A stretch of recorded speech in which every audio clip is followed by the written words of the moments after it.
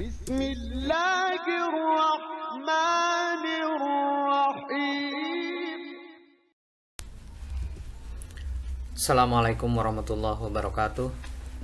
Alhamdulillahirabbil alamin wa bihi nasta'inu ala umuri dunya waddin. Wassalatu wassalamu ala asyrofil anbiya'i wal mursalin sayyidina Muhammad wa ala alihi wa sahbihi ajmain, amma ba'du. A'udzubillahi minasyaitonir rajim. Bismillahirrahmanirrahim. Wa idza qila suzu fansuzu yarfa'illahu alladziina amanu minkum wal ladziina utul ilma darajat. Shadaqallahul azim. Kita berjumpa lagi para santri banat ya terutama, dan mungkin masih ada beberapa santri banin yang belum masuk pondok. Pada kesempatan yang mulai ini dengan pembelajaran jarak jauh untuk mata pelajaran usul fikih di kelas takhusus, dan pada kesempatan kali ini yang akan kita bahas pasal 2, yaitu tentang bimabahiti tasyri', pembahasan tentang tasyri' ya. Dan halamannya adalah halaman 19. Kita mulai ya. Hayya nabda biqiraatil ta'awud wa basmalah. A'udzubillahi minasyaitonirrajim. Bismillahirrahmanirrahim. Wa yata'allaqu, dan terkait ya biturukil istimbatil ahkam, dengan cara-cara mengistimbat hukum ataupun menghasilkan hukum. Mabah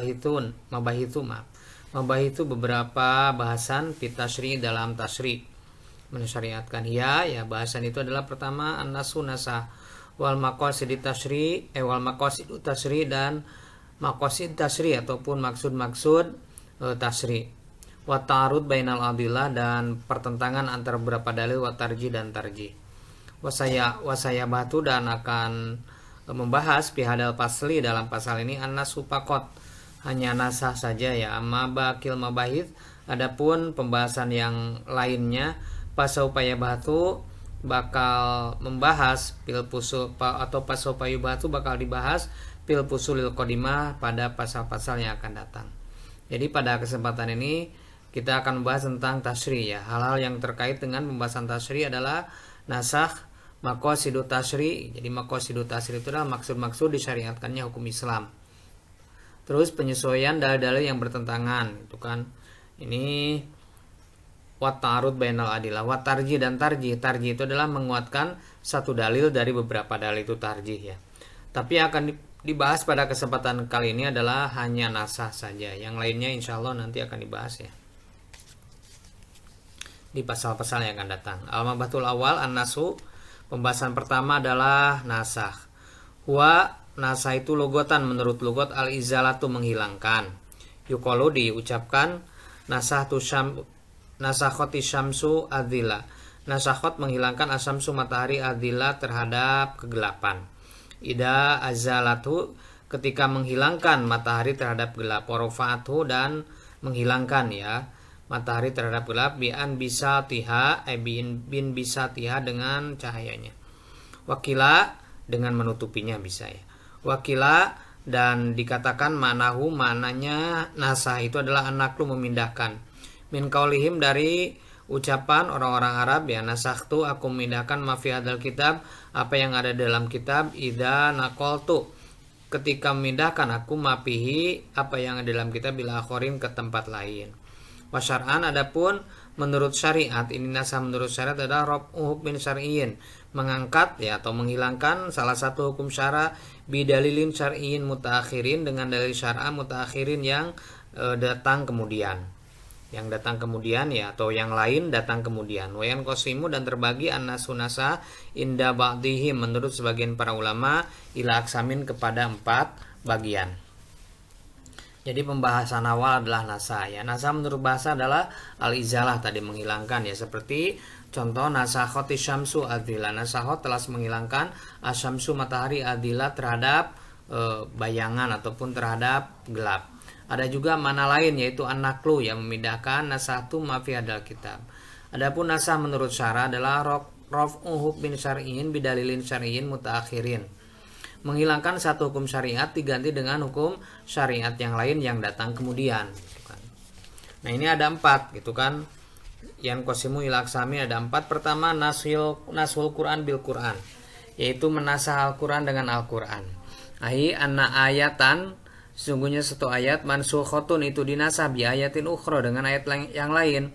Mithlu dalika, contohnya apa gitu kan. Contohnya di sini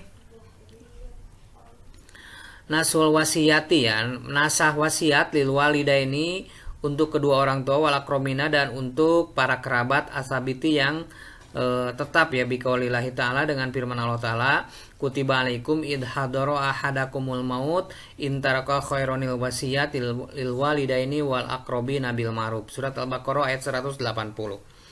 Ini di sini dikatakan kutiba diwajibkan atau diharuskan dipadukan alaikum bagi kalian idza hadara ketika hadir atau datang ahadakum kepada salah seorang di antara kalian al mautu sakaratul maut intaroka jika meninggalkan khairon harta yang banyak.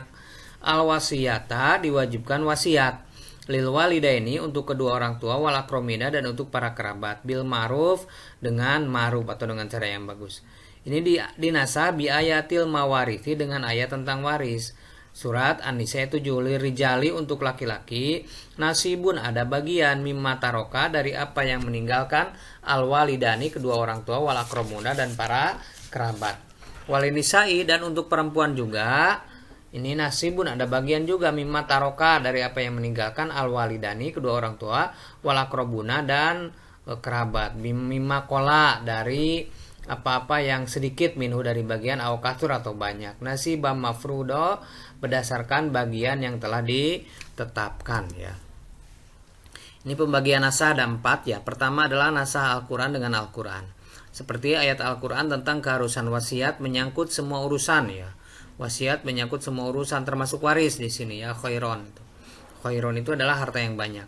Jadi sebelum meninggal yang terdapat pada surat Al-Baqarah ya, sebelum meninggal disunatkan atau diharuskan berwasiat ya. Surat Al-Baqarah ayat 180 yang tadi kutiba alaikum idza hadara ahadakumul mautu in taraka khaironil wasiyata lil walidaini wal aqrabin bil ma'ruf haqqan 'alal muttaqin. Ini dinasah dengan lirijali nasibu mimma tarakal walidani. Jadi di ayat surat Al-Baqarah ayat 180 harus wasiat. Itu kan si orang itu harus wasiat, ini bagian si A sekian, bagian B sekian, bagian C sekian dan bagian D sekian harus wasiat. Ini dinasah dengan surat waris dengan tentang waris surat An-Nisa ayat 7. Jadi tidak usah tidak usah wasiat kalau di surat An-Nisa ayat 7 itu. Kenapa? Karena masing-masing dari ahli waris baik bagi perempuan ataupun bagi laki-laki sudah ada bagian yang telah ditentukan nasibam mafrudo, sudah ada bagian yang telah ditentukan, yang telah ditetapkan. Jadi tidak harus wasiat. Dilanjut ya. Nasah yang kedua ya. Nasah yang kedua adalah nashu sunnati bisunnah ya. Nasah sunnah dengan sunnah. Karena si qouli sallallahu alaihi wasallam seperti menasahnya ucapan Rasulullah SAW fi tahrimi ziaratil kubur, dalam mengharamkan ziarah di kubur biqouli sallallahu alaihi wasallam dengan ucapan Rasulullah SAW nahaitukum an ziaratil kubur ala fazuruha. Nahaitukum aku melarang kalian an ziaratil kubur dari ziarah kubur ala ingatlah adapun sekarang fazuruha maka boleh kalian menziarahi kubur. Nah ini yang kedua nasah sunnah dengan sunnah seperti larangan Rasul terhadap ziarah kubur yang kemudian dinasah dengan lafad fazuruha. Ini kuntu nahaitukum an ziaratil kubur, kan itu adalah larangan Rasul kepada kita untuk ziarah kubur, tapi dinasah dengan lafad ala fazuruha. Kuntu nahaitukum an ziaratil kubur itu adalah sunnah, fazuruha juga sunnah, bahkan itu adalah satu hadis ya. Dilanjut yang ketiga, nasul Quran bisunnah. Ini menasah Al-Quran dengan sunnah. Misal udalika nasu ayatil wasiyati, menasah ayat wasiat lil walidaini wal aqrabin, bagi kedua orang tua wal aqrabina dan juga para kerabat. Asabiti biqouli ta'ala yang tadi surat Al-Baqarah ayat 180. Kutiba alaikum idza hadara ahadakumul maut in taraka khaironil wasiyata lil walidaini wal aqrabina bil ma'ruf. Ini dinasah dengan ucapan ya, dengan hadis Rasulullah SAW Ala, ingatlah, la wasiyata, tidak ada wasiat liwarisin bagi ahli waris. Jadi tadi ya surat Al-Baqarah ayat 180 mengatakan bahwa harus berwasiat tentang harta yang ditinggalkan kepada ahli waris. Tapi dinasa dengan hadis la wasiyata liwarisin. Jadi tidak usah ada wasiat bagi ahli waris tentang harta gitu kan. Tapi kalau wasiatnya tentang yang lain mau boleh gitu kan. Wasiatnya misalnya tentang apa? Tentang wasiat si anak harus melanjutkan perjuangan orang tua dalam hal dakwah misalnya, itu mah bagus gitu kan. Jadi la wasiat liwarisin itu adalah tidak ada wasiat tentang harta warisan yang harus dibagikan liwarisin kepada ahli waris. Kenapa? Karena sudah ada ketentuannya di dalam Al-Quran. Banyak di surat An-Nisa beberapa ayat yang menjelaskan tentang waris. Selanjutnya yang keempat, nasu sunnah bisunah. Ini sunnah yang dinasah dengan sunnah. Kastik bali Baitul Muqaddis, itu kan Muqaddis, Baitul Maqdis, maaf. Kastik bali Baitul Maqdis seperti menghadap Baitul Maqdis, asabitu yang tetap ya, menghadap Baitul Maqdis itu bisunatil fi'liyati, dalam sunnah fi'liyah, fi hadits sahihain, ditetapkan dalam hadis Bukhari Muslim. Painahu, sungguhnya Rasulullah sallallahu alaihi wasallam salat Rasulullah istakbalahu, dengan menghadap ke Baitul Maqdis fi sholati, dalam sholat. Sanata asra syahron, selama 16 bulan. Nusikho, ini dinasah biqaulihi ta'ala, dengan firman Allah Ta'ala, pawali wajhaka syatrul masjidil haram. Pawali, maka hadapkanlah wajhaka wajahmu syatrul masjidil haram, ke arah Masjidil Haram. Surat Al-Baqarah ayat 144. Jadi yang keempat adalah nasa Al-Quran dengan sunnah. Seperti sholat menghadap Baitul Maqdis ya, yang dipraktekkan oleh Rasulullah selama 16 bulan atau 17 bulan. Ini dinasah oleh surat Al-Baqarah ayat 144 yang menyatakan keharusan sholat dengan menghadap Masjidil Haram atau kiblat atau Ka'bah. Pawali wajhaka syatrol Masjidil Haram, maka hadapkanlah wajahmu ke arah Masjidil Haram. Jadi ini tentang pemindahan kiblat. Apabila sebelumnya Rasul mencontohkan kepada kita, itu kan kepada sahabat pada waktu itu, untuk sholat menghadap Baitul Maqdis selama 16 bulan. Kemudian oleh Allah disuruh ya untuk menghadap apa? Ya, menghadap kiblat, itu kan disuruh untuk menghadap kiblat. Pawali wajhaka syatrol Masjidil Haram.